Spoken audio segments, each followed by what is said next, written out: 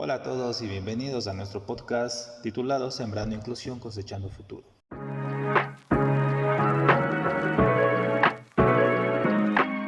Yo soy Steven Riera. Y mi nombre es Andrea Calle. Nosotros somos estudiantes de la Universidad Nacional de Educación y hoy queremos compartirles nuestra experiencia en las prácticas preprofesionales. Así es. Tuvimos el privilegio de realizar nuestra práctica en el sexto año de Educación General Básica. Fue una etapa, sabemos, llena de aprendizajes y desafíos que resumimos en un lema que lo hemos nombrado: la educación es de todos y para todos. En este sentido, vamos a dar introducción al tema, que es la educación como un puente para la diversidad. Durante nuestra práctica preprofesional buscamos activamente aportar en el campo de la inclusión educativa.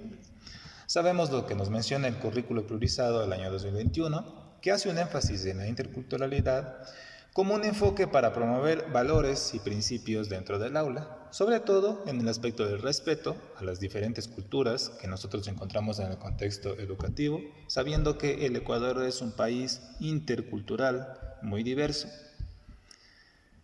Quisiera que nos cuentes, por favor, desde tu perspectiva, cómo aportamos en el campo de la inclusión educativa para promover los valores dentro del aula como resultado de nuestra práctica preprofesional. Nosotros en las prácticas procuramos que los estudiantes puedan aprender valores dentro del aula. Creo que ese fue el eje principal de nosotros en este año. Había un particular que era un estudiante de nacionalidad venezolana que mantenía un desarrollo cognitivo de un estudiante de segundo grado, tomando en cuenta que nosotros estábamos en sexto grado. Entonces, en primera instancia, la niña no contaba con material didáctico apto para ella, no contaba con actividades que la incluyan dentro del aula. ¿Qué hicimos nosotros? Buscamos de alguna manera estrategias de aprendizaje, nos enfocamos o nos guiamos, mejor dicho, en el diseño universal de aprendizaje, que es el DUA, para que nosotros podamos de alguna manera buscar un camino para poder integrar a este estudiante. Tuvimos que adaptar las clases y todo lo demás para que el estudiante se sienta incluida, para que pueda participar, que pueda desarrollar las habilidades que ella necesitaba hacerlo. Porque la niña contaba con un cuaderno muy, muy simple, con actividades muy simples, que la niña se sabía de alguna manera de memoria. Ya sabía lo que tenía que hacer y lo que no, y la niña se aburría de alguna manera. No estaba ella desarrollando esas capacidades que ella tenía, sino estaba limitada a esto. Entonces, al momento de integrar estas estrategias, estas actividades de inclusión, el estudiante empezó aún a desenvolverse, a compartir con los compañeros, a hacer las actividades de manera muy activa.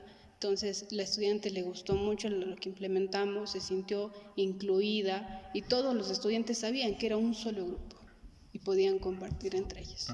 Y precisamente comparto con lo que tú nos dices, porque muchas de las veces en la educación ahora, actualmente, hay muchos casos de niños o niñas que tienen discapacidades y se encuentran dentro de un contexto áulico donde no se les presta mucha atención y únicamente se les pone en un rincón solamente con un libro de trabajo y se les deja ahí, se les excluye de las clases.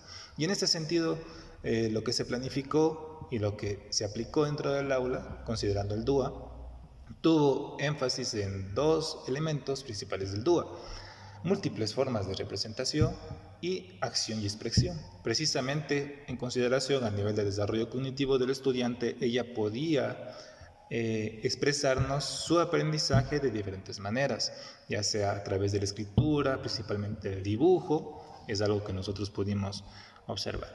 Y además de eso, la utilización de material concreto para poder llevar a cabo esas clases. Eso nos facilitó mucho que ella pueda comprender el tema y sobre todo provocar un enganche en los estudiantes.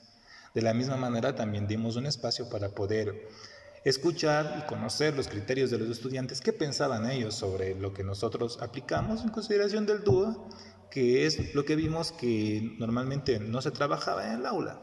Esto para fomentar un ambiente principalmente donde sus voces eran valoradas, escuchadas y también conocer sus percepciones sobre qué piensan de la inclusión de ciertos casos. Ahora, quisiéramos saber qué es lo que tú piensas y que consideras como experiencias significativas que nos llevaron a reflexionar, en este caso, sobre cómo la escuela maneja el tema de las planificaciones, si implementan o no implementan el DUA, si es obligatorio o no. Sabemos que el Ministerio de Educación lo plantea como un elemento primordial, pero quisiéramos saber cómo tú percibiste de parte de la escuela.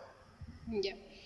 Como tú dices, el Minedu que establece que se pueda utilizar el DUA para que todos los estudiantes puedan aprender, se diría de una misma manera, que todos tengan esta puerta abierta para poder aprender, pero en la práctica eso realmente no se da.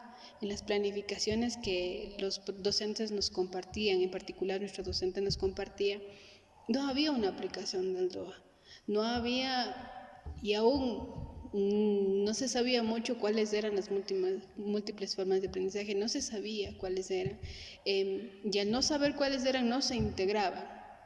Entonces, aún había esta parte de que no sabían cómo adaptar sus clases a la estudiante en particular que mencioné anteriormente.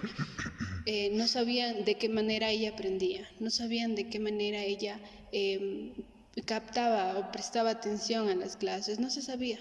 La niña, como mencionaste hace un momento, simplemente estaba en un rincón con un libro que ya tenía memorizado, que no le atraía las actividades, y la planificación que se preparaba era para todo el aula, pero no estaba aplicado ni el DUA ni estaba incluida la estudiante dentro de esto.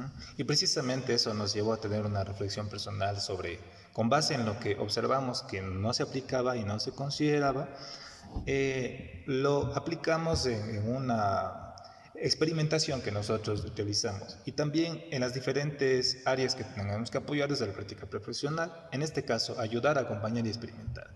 Todo eso lo hicimos en relación a lo que sabemos sobre la interculturalidad, la importancia de respetar la diversidad y sobre todo poder incluir a esta niña que no se sentía incluida en las clases. Fue en estos momentos donde realmente nosotros pusimos a prueba nuestras habilidades y reafirmamos nuestra vocación, que es prácticamente el objetivo para lo cual nosotros estamos estudiando. Y es entonces que nosotros como estudiantes, si bien es cierto, aprendemos mucho en las prácticas profesionales, nosotros no llegamos a un aula sabiendo absolutamente todo. Aprendemos mucho, aprendemos de nuestro docente, aprendemos de los estudiantes, pero esto nos permite tener una mirada, una perspectiva de qué cosas se pueden incluir, de mirar la realidad. Por ejemplo, lo que decíamos hace un momento de lo del Mineduc. Hay muchas cosas que no se aplican en la realidad de la educación de los estudiantes, no se aplican, y nos permite tener una mirada mucho más amplia de lo que nosotros podemos llegar a hacer después. Entonces, esta perspectiva, estas prácticas preprofesionales han sido de provecho para saber cuál es la realidad, de poder situarnos en el lugar y saber qué es lo que experimentan los niños y aún los docentes. Y precisamente esto, ya para dar cierre a nuestra conversación, nosotros planteamos tener un compromiso con el futuro de la educación. En resumen, nuestra experiencia nos dejó muy claro que la inclusión y la interculturalidad y la diversidad no son solo conceptos, sino son pilares fundamentales de una educación justa y equitativa, lo que no se evidencia en el aula, pero nosotros desde nuestra posición hemos hecho el intento de poder aplicar y mejorar esto. Así que bueno, esto fue nuestro podcast Sembrando Inclusión y Cosechando Futuro. Esperamos que les haya gustado. Hasta la próxima. Adiós.